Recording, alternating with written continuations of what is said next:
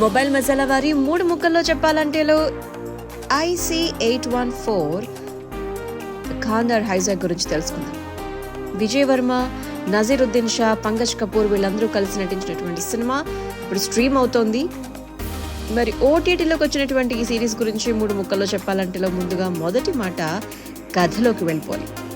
176 మంది ప్రయాణికులతో కాఠ్మండు నుంచి ఢిల్లీకి బయలుదేరినటువంటి IC-814 విమానాన్ని ఉగ్రవాదులు హైజాక్ చేస్తారు.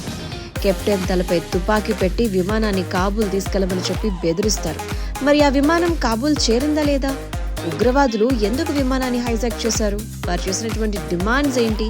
వాటిని నెరవేర్చుకునే క్రమంలో భారత ప్రభుత్వానికి ఎలాంటి సమస్యలు ఎదురయ్యాయి? ప్రయాణికులు, విమాన సిబ్బందిని భారత ప్రభుత్వం కాపాడిందా లేదా, ఎలా కాపాడిందో తెలుసుకోవాలంటే ఈ సిరీస్ చూసేయాల్సిందే. నెంబర్ 2, కల్పిత కథలతో కంపేర్ చేస్తే వాస్తవ సంఘటనలను తెరకెక్కించేటప్పుడు చాలా విషయాలు పరిగణలోకి తీసుకోవాలి.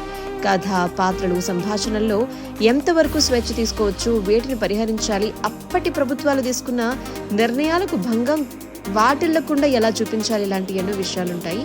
సో ఫైనలీ చెప్పాలంటే కనుక ఎంగేజింగ్గా ఉండేటువంటి IC-814 దర్శకత్వం, నటీనటులు, వాస్తవ సంఘటనలు చూపించినటువంటి విధానం అందరికీ ఎంగేజింగ్గా నచ్చేలా ఉంటుందని చెప్పాలి.